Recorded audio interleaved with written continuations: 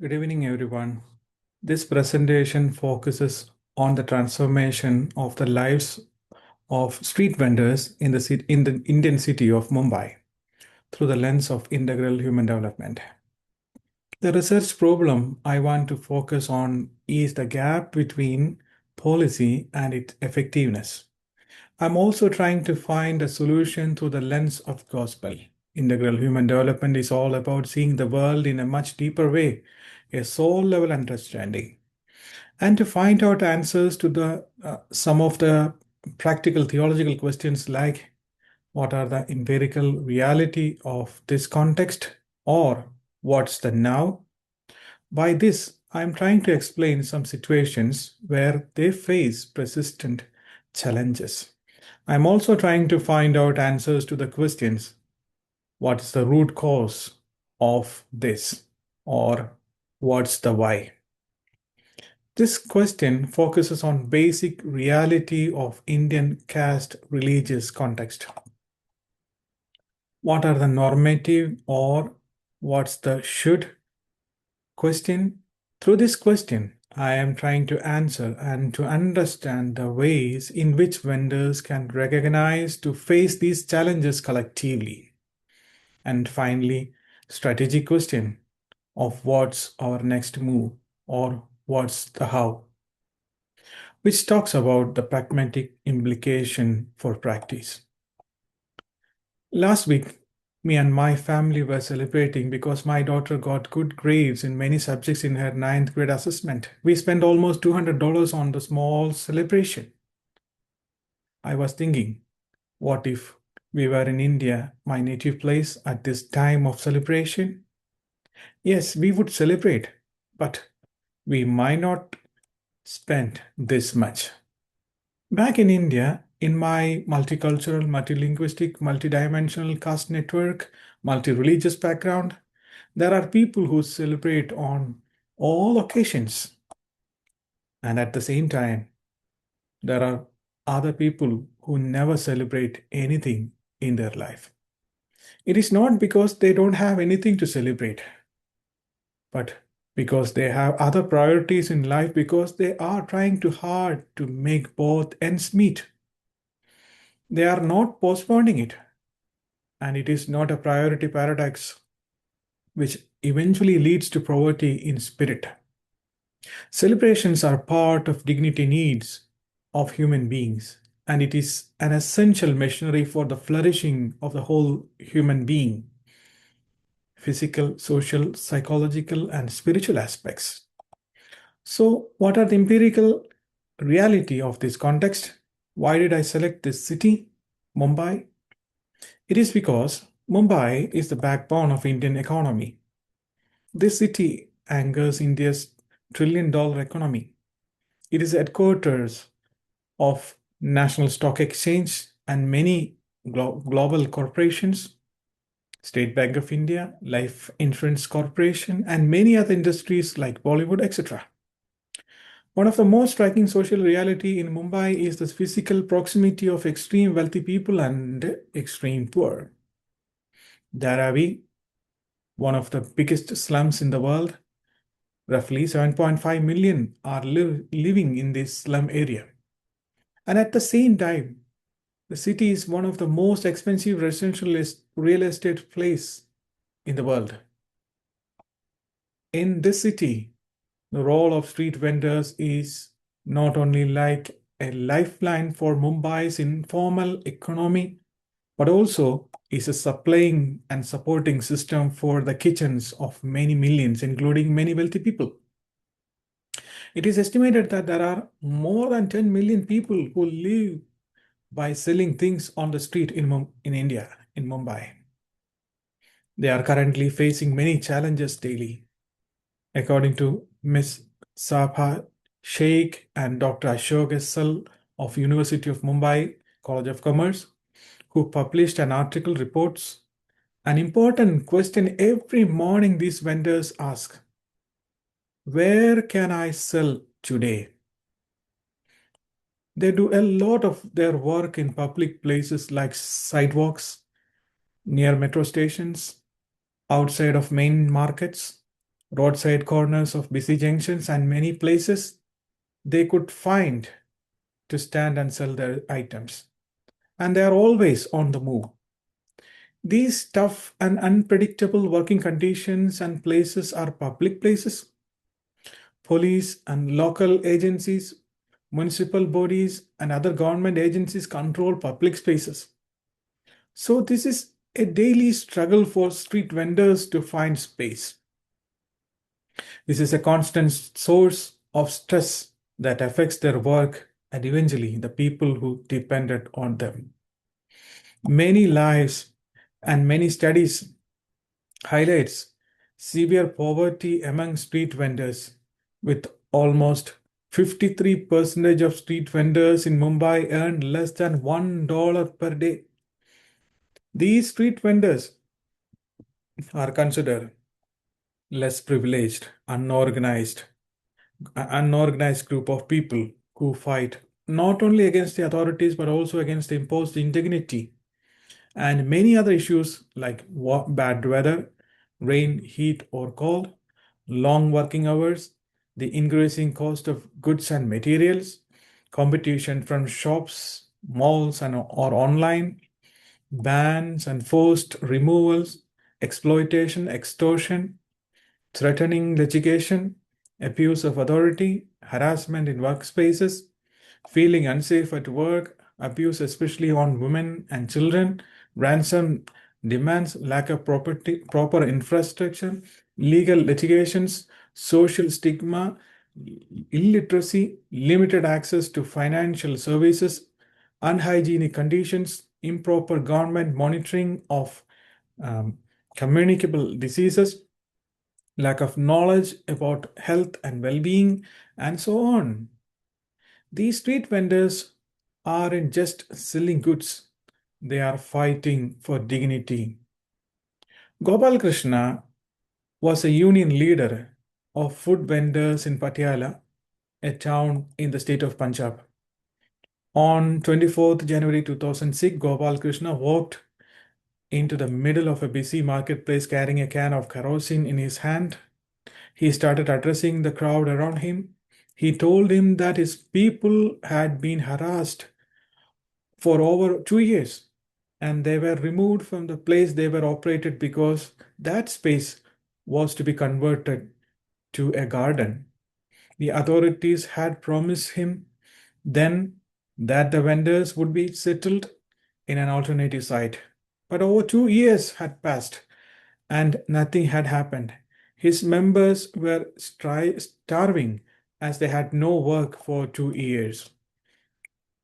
The only way he told his audience was to sacrifice his life, and perhaps then the authorities would take heed.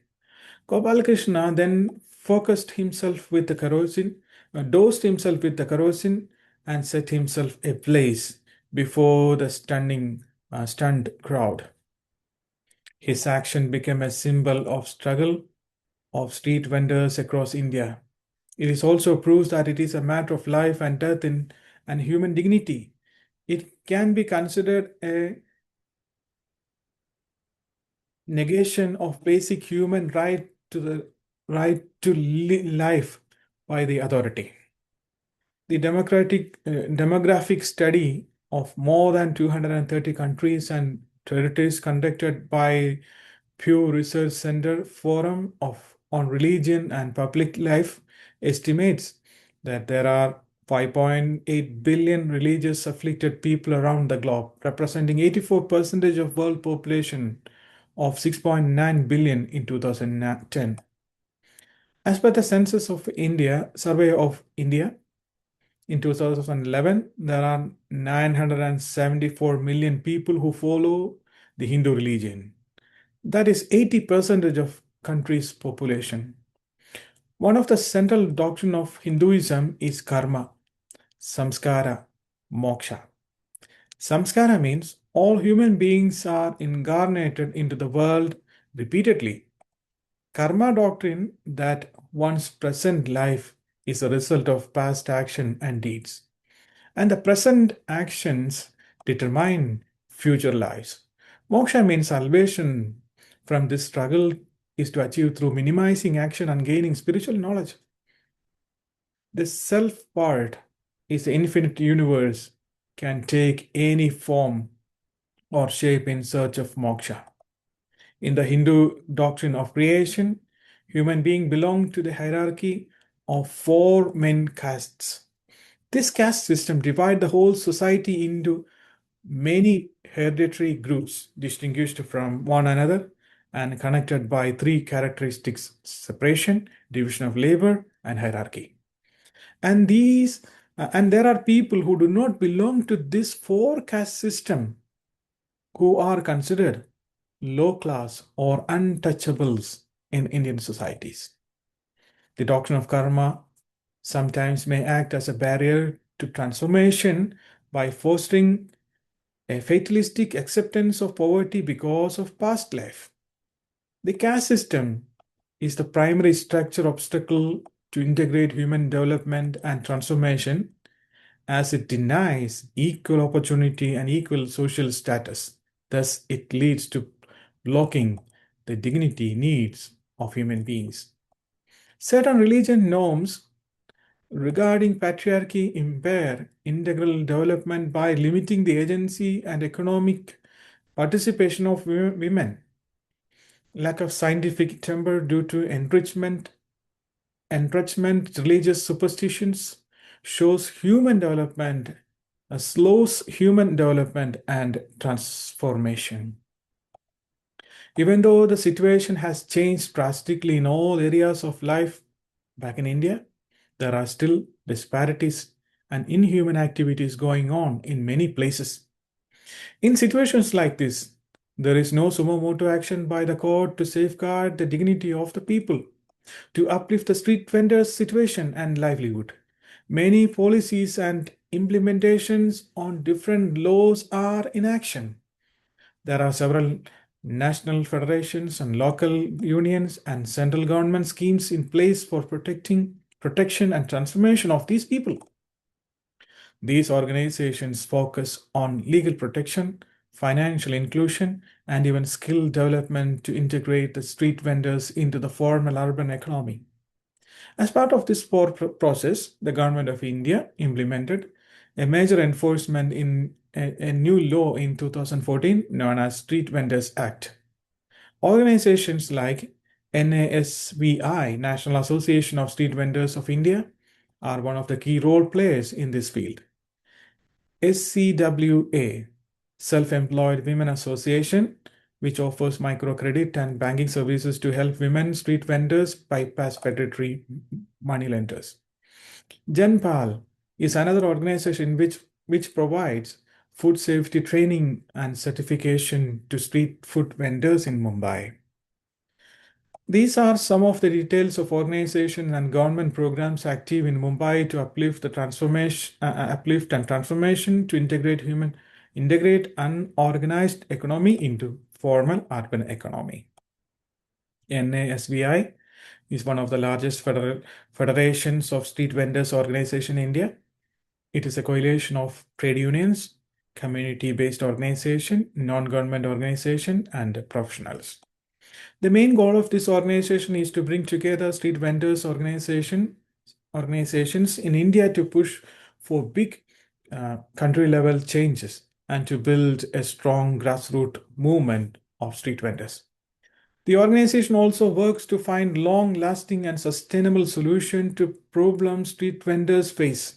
For that, this organization organize international conferences to get attention of policymakers and government officials. By examining different government policies and the support of various organizations, it is evident that no one is really concerned with the micro level involvement, mediation, involvement and arbitration in the real struggles of street vendors' life. All these interventions are peripheral and only help to keep this community as street vendors for generations. It is not easy to point out an easy action plan or pragmatic implications for practice in this scenario. but there are certainly areas in which, as people of God, we can intervene and make grassroots level changes. Jesus is a man for others. This incarnational model is challenging us to stand for others, especially those who are in need. The story of Good Samaritan compels us to stop our journey and stand with them in their needs, and this is a sacrificial challenge. Integral mission is a holistic approach to Christian mission that integrates evangelism and social action. The Bible addresses the whole person, spirit, soul, and body. The whole message of Bible is to proclamation of the kingdom of God in its fullness, including justice, peace, and righteousness. The aspects of Jesus' public ministry were in preaching, teaching, healing. That was his integral mission, a combination of words and deeds for transformation. In other words, for holiness, Jesus always focused on individual transformation and the transformation of the society. In Exodus chapter 3, verse 7, there is a good example of how God interacts with people in poverty and oppression. And it also gives us a pattern for how we can do it. We have seen the misery. I have seen the misery of my people in Egypt. I have heard them crying out. So I have come down to rescue them. So now go. I am sending you to Pharaoh, the king of Egypt, to bring my people out of misery. God's interaction with the people, through the people and for his people, can be clearly seen in this history. This is a role model for us to focus on our model, our mode of mission, and our integration with the problem. Listening and hearing, seeing and recognizing, involving and liberating. God sent his servant as deliverer to confront Pharaoh. So now God has sent us into the world, as we read in John chapter 17, verse 18. As you send me into the world, I have sent them into the world. The integration with the people start with the recognition and realization of our own image as image of God. In India, the poverty of street vendors and the conditions of those people is not always monetary poverty. And it is not just a lack of money. It is directly a problem of self-dignity. All sorts of oppression dehumanize people. The act of liberation is also an act of relationship. It is a call to be with the people, to build dignity through relationship because they are our neighbors. It is a call to walk alongside, not a call to charity. Micah chapter 6 verse 8 says, what does the Lord requires of you? To act justly and to love mercy and walk humbly with your God. God wants us to act justly. This is all about others whom we meet on the streets, the less privileged and the insignificant figures of the city. To love mercy means choosing kindness and love over judgment and status. To walk humbly gives us orientation that there are other people around us who are important to God. And it is so amazing to see that all these instructions from God are not directly pointing to God, but to human beings in the places where we are appointed by God. We need to realize that we are the image of God and channels of God's transformation in this world. Thank you.